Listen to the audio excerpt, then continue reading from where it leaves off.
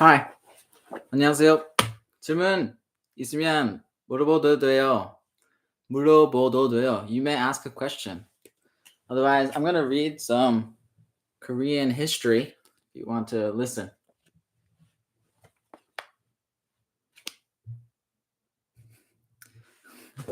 My hair looks crazy. 머리 왜 그래?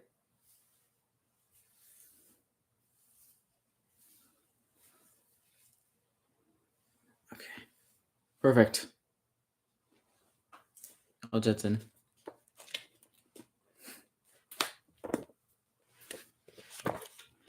where am I?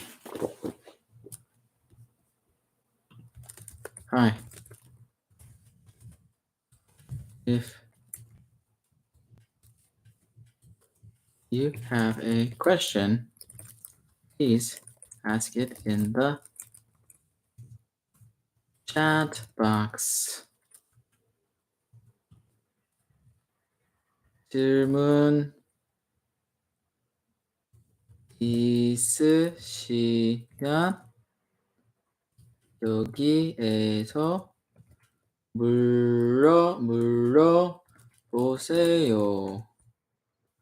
Here we go. Time to read some Korean. I mean English.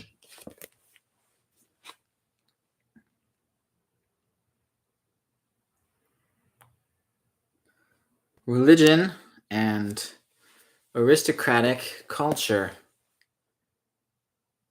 Shira was a Buddhist kingdom. The religion had taken deep roots, at least among the ruling class, by the time of unification. Both kings, Chinhung and Pohung,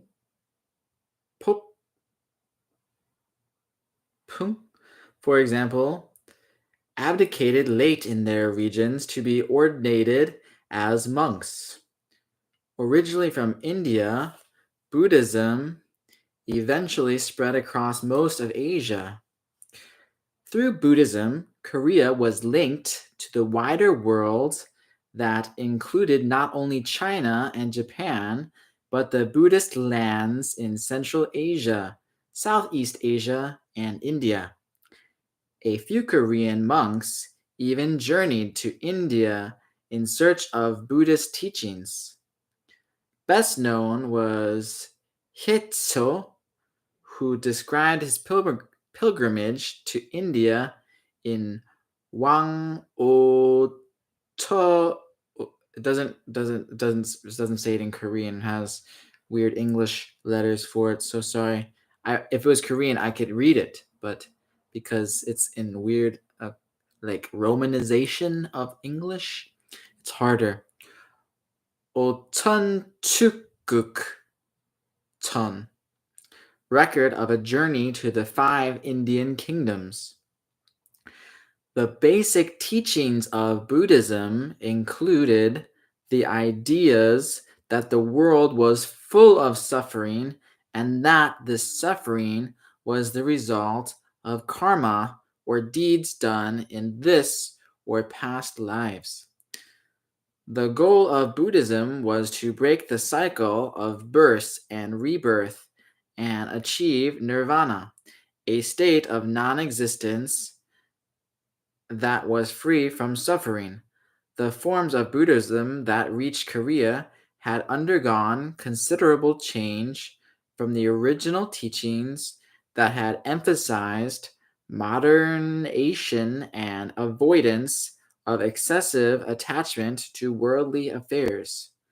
These modifications were in part due to the Chinese practice of gi, that is, finding suitable Chinese equivalents to Indian Buddhism terms, a process that did much to reinterpret and perhaps dilute the original meanings. Chinese Buddhism during the Tang also reflected the influence of Taoism and other indigenous beliefs. In Sita, Buddhism was a source of legitimizing authority, adding to the prestige of the monarchy, and providing the state with scribes and advisors. Buddhism was used by kings to justify and sanction their rule. In early times, Shilin kings sought to identify themselves with Buddha in various symbolic ways. For the 7th century, as Korean rulers made use of Chinese concepts to legitimize their authority, they continued to act as the head of Buddhist religion. 그리고 지금 진짜 읽는 속도 듣고 싶으면 보통 저는 이렇게 읽어요. It was especially perhaps principally valid for the supernatural aid it provided. This role gradually declined with the absorption of Chinese secular learning, especially Confucianism, and with the consequent growth of a literate segment of the aristocracy trained in the Chinese classics and in Chinese principles of law and government. Yet, Buddhism still provided the chief source of aristocratic inspiration, continued to attract many of the best minds in Korea, and pervaded all aspects of secular culture. It was the fundamental belief system of the dominant groups of society. The Buddhist scholarship produced during this period was one of the finest. So I usually read about that fast. 나는 보통 이 속도로 읽어요. And Koreans, usually when they read something, they read it really fast. 보통 한국인들 읽을 때 너무 빨리 읽어요. 아마 그 학교 때문인 것 같아요. I think it's because of school. Where was I? It was the fundamental belief system of the dominant groups of society.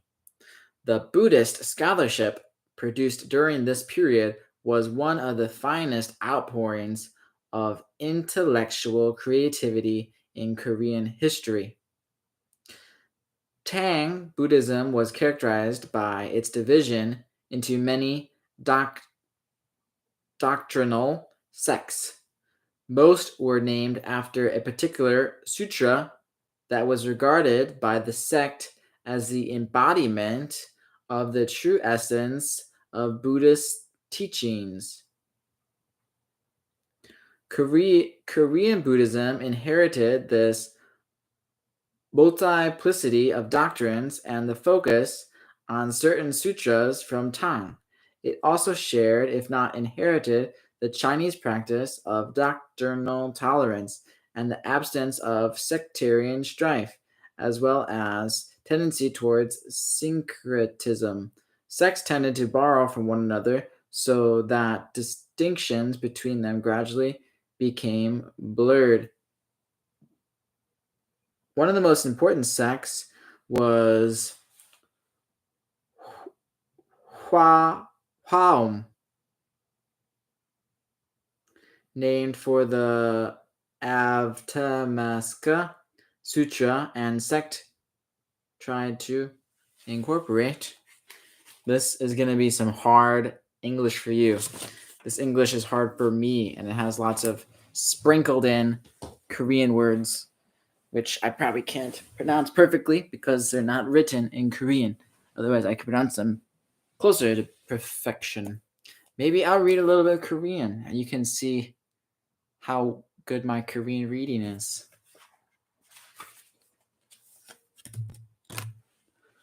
Here we go.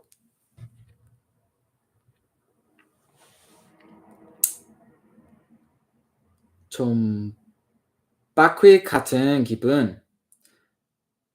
바퀴. Oh, I already highlighted this page. Let's go to the next one. 달과 마법 소녀. 이럴 때 자주 주변을 들이번거리며 걸었어. 날 마법 소녀로 만들어줄 메신저를 만화로고 만화 영화에 나오는 작고 귀여운 어, 동물 모습을 하고 있는 그 요정 같은 생명체 있잖아. 혹시나 왔는데 놓쳤을까 봐 때때로 한 단을 들여다보거나 쇳길 길 걸었어.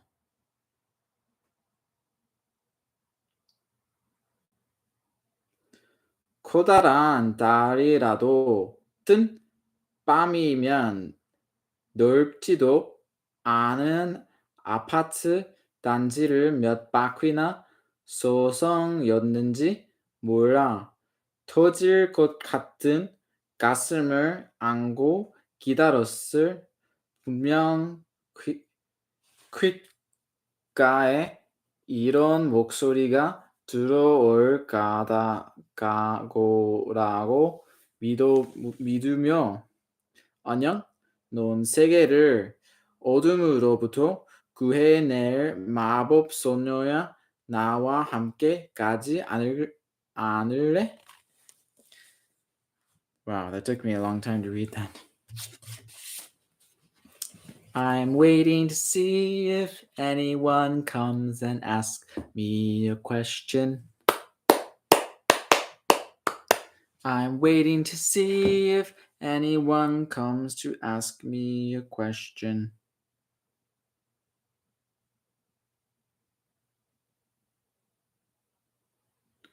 내가 나중에 전화할게.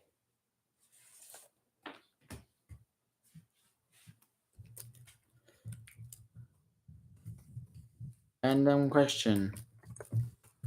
Does anyone know what it means?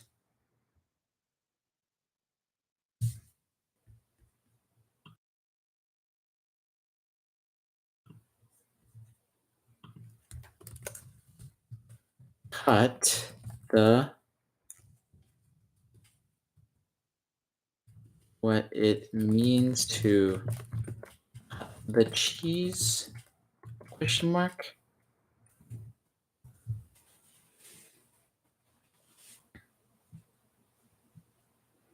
Cut the cheese.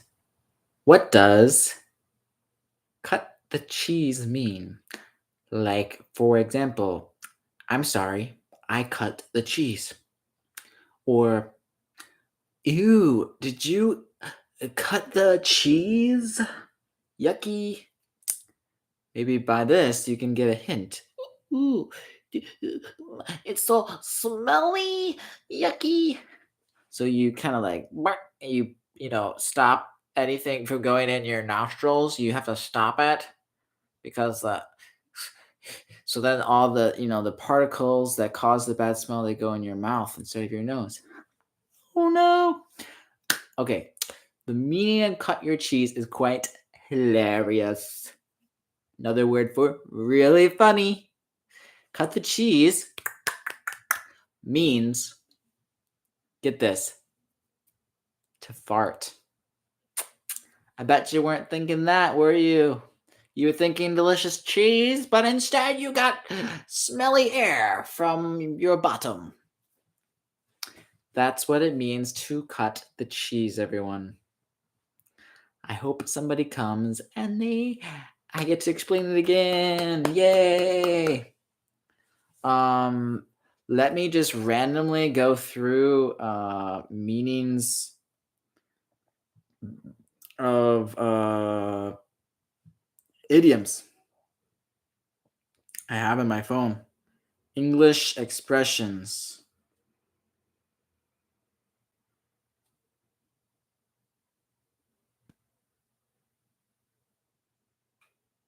English expressions.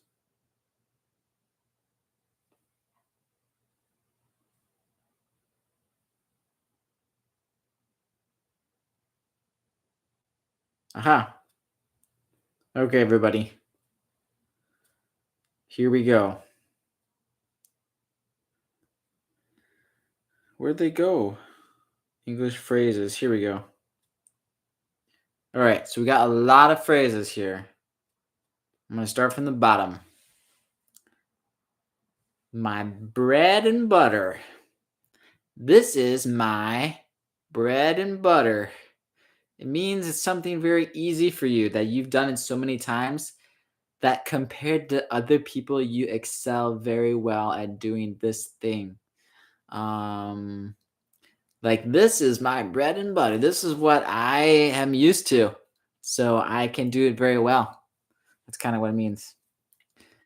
This is not my cup of tea. This is not my cup of tea. It's not my cup of tea. It means it's something that you don't particularly like. You can be talking about lots of things. Usually it's not tea. It could be about food or a thing that you're doing, an action. And that would be the meaning of not my cup of tea. Like, this game is not my cup of tea. This video, it's not my cup of tea. It means I don't really like it. Maybe somebody else likes it, but I don't. Nature calls, nature calls. Nature calls. Nature calls.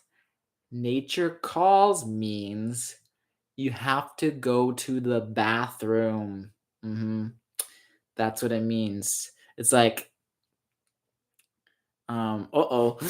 nature calls, and that means you just have to go to the bathroom really bad.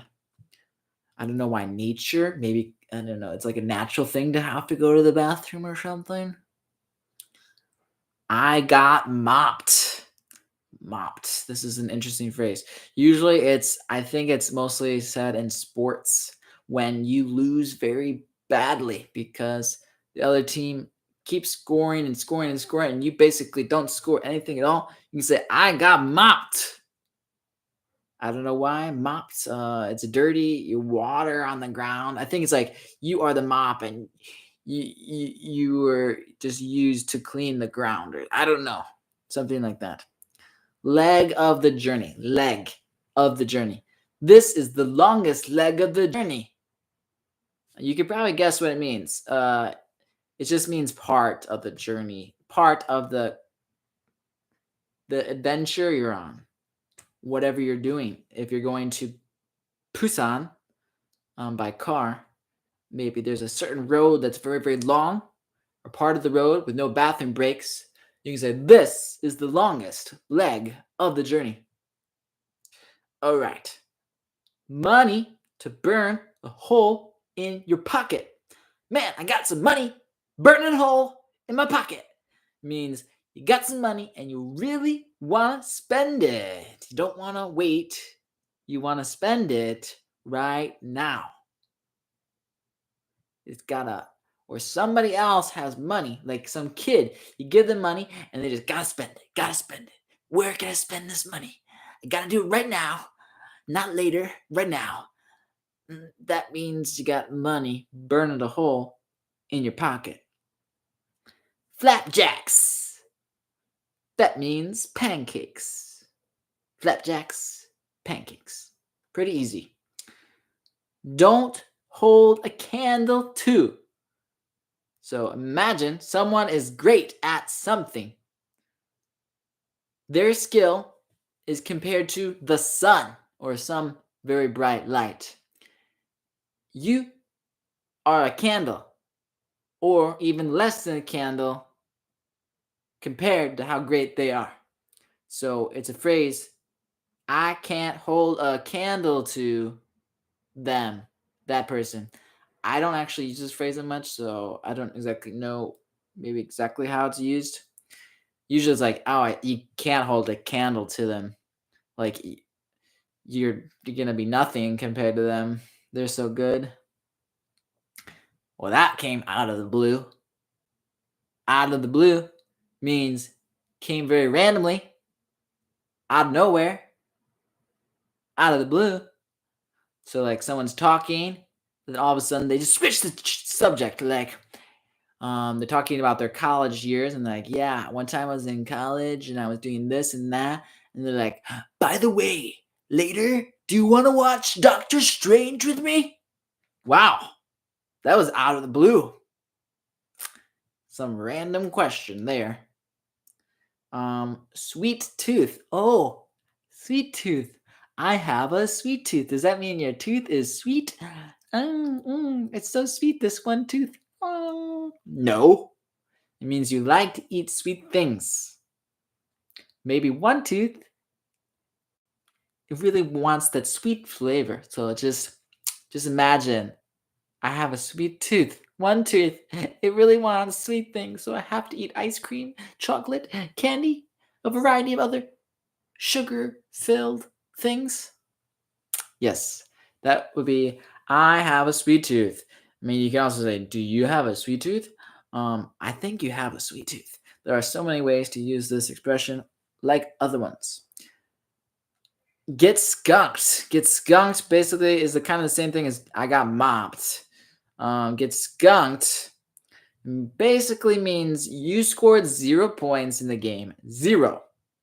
A skunk is an animal and it sprays very smelly spray out of its scent glands.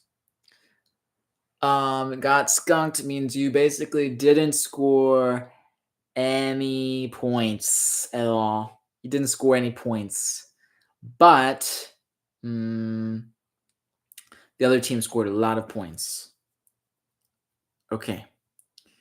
So another phrase would be knock on wood. Knock on wood. Knock on wood means you don't want bad luck for something. So you say something, you're like, oh crap, because I said it, now it's gonna happen, or now it's not gonna happen. So you better find some wood, some 나무로 된 만든 것을, and you knock on it, like, oh, knock on wood, like, don't want to jinx it.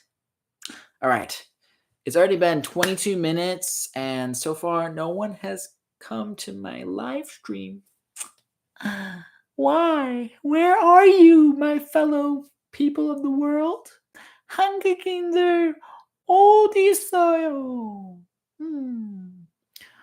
If you like this random live stream, please subscribe to my channel. That would make me extra happy. Yay! Oh yeah! Ending now.